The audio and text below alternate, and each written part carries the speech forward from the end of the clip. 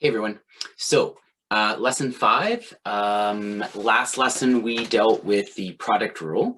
And so it would make perfect sense that after the product rule, we go to the quotient rule. So that's what we're going to do today. Now, to do the quotient rule, given f of x equals x squared plus 2x minus 3 all over x cubed plus 1, or f of x equals the root of x all over 5 plus x, here's the problem. We can't use any of our previous rules so far to calculate the derivative, okay? We don't know anything to do with quotients. So that's what we want to try and figure out today. So we're gonna just pause on those two f of x's. We're gonna answer those at the end of the lesson. But right now what we wanna do is actually derive the quotient rule. And what we're gonna do is we're gonna derive it from the product rule, okay? So let's say, we're gonna start with this guy. So we're gonna say f of x is little f of x over little g of x, okay?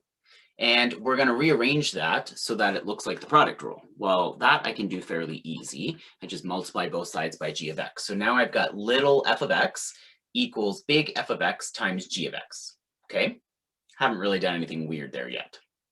Okay, well, that's the product rule. I know from our last lesson that the derivative of fg is, remember we go fg plus fg, it's the derivative of f times g plus f times the derivative of g. Okay, so I'm going to actually do that with this guy. So that would look like the derivative of f of x, big F of x, times g of x, plus big F of x times the derivative of g of x. So that would look like, oh, I'll take my ink off there, sorry.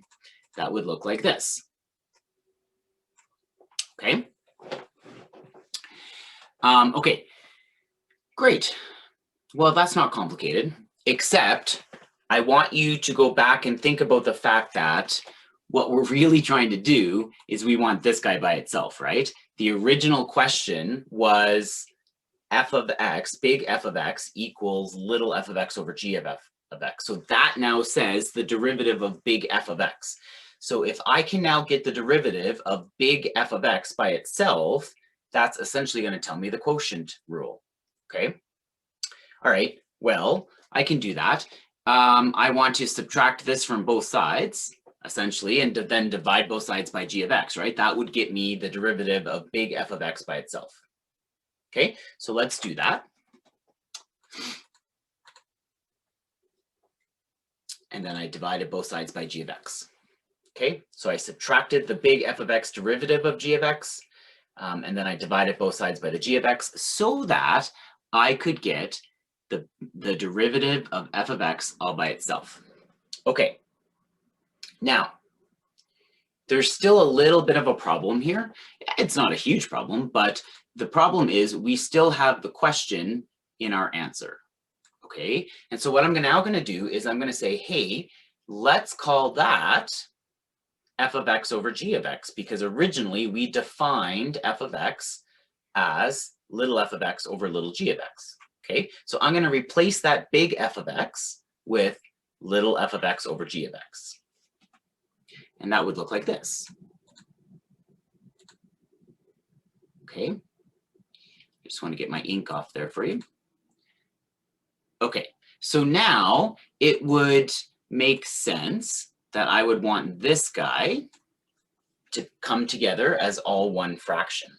Okay, so right now this says essentially f of x times the derivative of g of x all over g of x, right? And this is like, over here, this is like the derivative of f of x over 1. So if I want that as a common denominator, I need to take that first term, the derivative of f of x, and multiply it by g of x over g of x. Okay, so if I did that, I would get this. So all I did was I got the top as a common denominator, okay? So just to make sure we're okay with what just happened, this right here is this guy.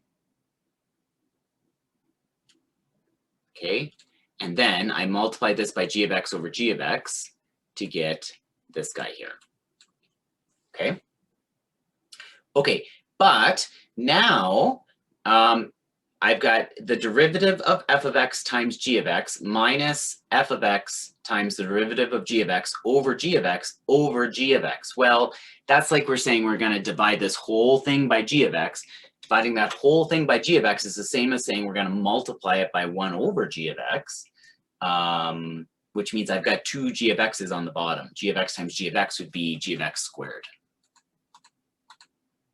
Okay, and that is the quotient rule. Okay, so the derivative of a function will be the derivative of f of x times g of x minus f of x times the derivative of g of x all over g of x all squared. Okay, easy peasy. Okay, so now we're going to take those two questions that we started with at the beginning, and we're actually going to apply this rule to them. Okay.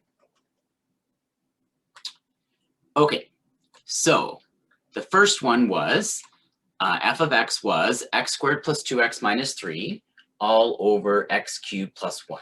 So we need to do the derivative of f of x first. F of x is the one on the top, so the derivative of this guy would be 2x plus 2 times g of x, well, that would be x cubed plus 1, minus f of x, that would be x squared plus 2x minus 3, times the derivative of g of x, which would be 3x squared. Okay, then divided by g of x all squared. So I've got x cubed plus 1 all squared. Okay, so I have put all the pieces together. Now I just need to work on the math around cleaning this up. Okay, so I'm going to multiply these guys together. I'm going to multiply these guys together. I'm going to distribute my negative, and I'm going to see if that helps me clean things up a bit. Okay. So when I go to do that, I've multiplied everything from the first two together and multiplied everything from the back two together and distributed my negative. Okay, so now I end up with, I'm just going to combine like terms. So I've got 2x to the 4 and minus 3x to the 4. I've got 2x cubed and minus 6x cubed. Okay. And so I end up with the derivative of f of x equals negative x to the 4 minus 4x cubed plus 9x squared plus 2x plus 2 all over x cubed plus 1 squared. Usually you would leave the bottom in factored form. And then sometimes you'll be able to factor the top and simplify that way as well. Okay. All right, let's try the other guy. The other question was root of x over 5 plus x. Okay, so again, we're just going to follow this formula. Again, this formula is on your formula sheet as well. It's not something you have to memorize. But we go with the derivative of f. Okay, so remember that's x to the 1/2. So the derivative of x to the 1/2 is 1/2 x to the negative 1/2 times g of x, which would be 5 plus x, minus f of x, so the root of x, or x to the 1/2, times the derivative of g of x, which would just be 1. Okay, all over 5 plus x all squared. Okay, so now what we want to do is we want to take this guy and write it in a way that makes a little bit more sense. That 1/2 will mean it's on the bottom of a fraction, and then the x to the negative 1/2 also means, like, that negative exponent tells you that will flip down to the bottom. So I'm going to rewrite that as 5 plus x all over 2 root x. Okay, and then this over here is just minus root x. And then I can work on getting a common denominator. Okay, so far I have my 5 plus x over 2 root x minus root x. I'm going to multiply this guy then by essentially 2 root x over 2 root x. So I have a common denominator with this guy.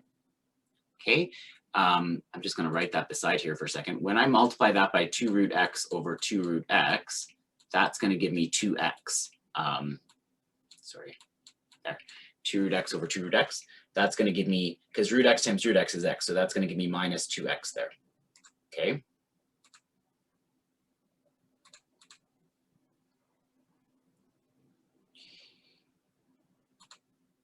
like so. Now, again, I'm dividing that all by 5 plus x all squared. So essentially that's the same as saying I'm multiplying it by 1 over 5 plus x all squared. And so the 2 root x and the 5 plus x all squared will just be side by side on the bottom. And this will end up being 5 minus x on the top. Okay, and so that's the simplified version of the derivative for that one. Okay. All right, so that's what we're doing today, okay? Your job is here, and take your time, have some fun, and connect with me if you have any questions, okay? Next up, chain rule. Take care, guys.